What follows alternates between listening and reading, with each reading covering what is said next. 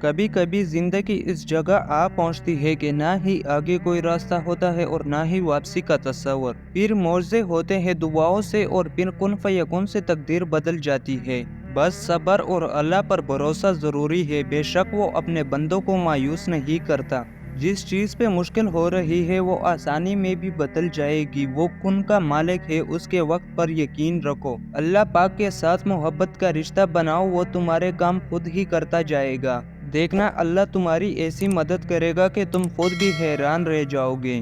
اور جب دل اللہ سے لگا ہو تو کوئی اسے توڑ نہیں سکتا۔ تمہاری جو چاہت ہے وہ تمہیں نہ بھی ملی تو وہ اپنی چاہت میں سے تمہیں کچھ عطا کر کے تمہارا دل مطمئن کر دے گا۔ بس وہ چاہتا ہے کہ تم صبر کرو۔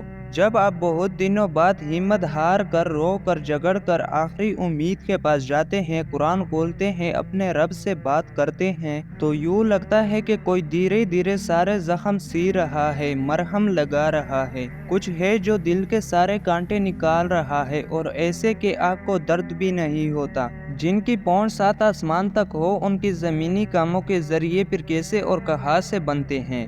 یہ خیال بڑے بڑے عقل والوں کی سمجھ سے باہر ہے، کیونکہ وہ ممکن اور ناممکن کی جنگ میں الجھ کر ہار جیت کا فیصلہ خود سناتے ہیں۔ تمہارا بہترین دوست تمہارا رب ہے، جو بنا کچھ کہے تمہارے حال سے واقف ہے۔ جو اپنے آپ کو اللہ کے سپرد کر کے اللہ کے ہو جاتے ہیں تو اللہ انہیں اپنے سوا سب سے بے نیاز کر دیتا ہے۔ پھر وہ کسی کے محتاج نہیں رہتے، وہ بس اللہ کے در کے غلام ہو جاتے ہیں۔ وہ صبر کرنا سیکھ لیتے ہیں، اللہ کی رضا میں راضی رہتے ہیں، اور اللہ کی مدد ان کے لیے وہاں سے آتی ہے جہاں سے کسی کے گمان میں بھی نہیں ہوتا۔ پھر ان کے لیے راستے اللہ تعالیٰ خود بناتا ہے۔ 3 خوبیاں انسان کو باکمال بنا دیتی ہے: ٹھنڈا دماغ، میٹھی زبان اور نرم دل۔ دلوں کو جیتنے کا فن سیکھیے، نہ کہ دلوں سے کھیلنے کا۔ اس دنیا میں سمجھدار لوگ بحث نہیں کرتے، کیونکہ وہ جانتے ہیں کہ بحث کرنے سے آپس میں رنج و غم پیدا ہوگا۔ علم اللہ کا نور ہے، اور اللہ تعالیٰ کا نور گنہگار کو دیا نہیں جا سکتا۔ اس دنیا میں جو ہوش میں ہے وہ کبھی تکبر نہیں کرتا۔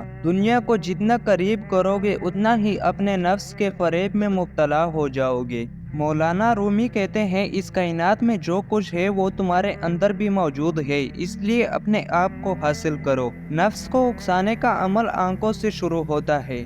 آدمی کے جھوٹا ہونے کے لیے بس اتنا ہی کافی ہے کہ وہ ہر سنی سنائی بات پر یقین کر لیتا ہے۔ اس دنیا میں اصل صدقہ یہ ہے کہ تم اس کو معاف کر دو جس کو معاف کرنا مشکل ہے۔ فقیری یہ ہے کہ آپ زمین کے اوپر کا کردار اور زمین کے اندر جانے کے بعد کا کردار برابر کر دیں۔ اس دنیا میں جو اونچے مقام پر ہوتا ہے ان کے کندھوں پر آزمائش بھی بڑی ہوتی ہے۔ ایک شخص نے کسی بزرگ سے پوچھا کہ قرآن میں تو آنے والے وقت کا کوئی ذکر نہیں ہے، تو اس بزرگ نے جواب دیا کہ غور و فکر کرنے والوں کے لیے ہر چیز کا ذکر ہے، اور اللہ تعالیٰ ان کے لیے ہر راز سے پردہ اٹھا دیتا ہے۔ اسلام کے ستونوں کو اپنائے بغیر آپ اللہ کی راہ میں جدوجہد نہیں کر سکتے۔ لوگوں کی باتوں پر دھیان دینا چھوڑ دیں، کیونکہ عزت اور رزق دونوں اللہ دیتا ہے، لوگ نہیں۔ اس دنیا میں آپ کسی سے نہ ڈرو سوائے اللہ کے، اور نہ ہی کسی سے امید رکھو سوائے اللہ کے، کیونکہ ہو سکتا ہے کہ دنیا میں منافق بازی لے جائے، مگر آخرت سچے لوگوں کی کامیابی کا دن ہے۔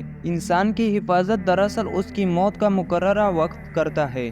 اگر تم کسی کے غلام بننا ہی چاہتے ہو تو اپنے اللہ کے غلام بنو۔ پہلے تو لوگ سمجھتے تھے کہ وقت بدل جاتا ہے، پھر ایک بار وقت نے سمجھایا کہ لوگ بدل جاتے ہیں۔ دنیا اگر ہاتھ سے نکل جائے تو بندہ غریب ہو جاتا ہے، اور یہی اگر دنیا دل سے نکل جائے تو بندہ ولی ہو جاتا ہے۔ جاہلوں کا طریقہ یہ ہے کہ جب ان کی دلیل مقابلے کے آگے نہیں چلتی تو وہ لڑنا شروع کر دیتے ہیں۔ اگر آپ کا دل پاک ہے تو یہ دنیا کی کسی بھی برائی سے متاثر نہیں ہو سکتا۔ اس دنیا میں کوئی بھی انسان دکھ اٹھائے بغیر سکھ کی قدر نہیں کر سکتا۔ اس دنیا میں جو واقعی انسان ہوتا ہے وہ مرنے کے بعد بھی زندہ رہتا ہے۔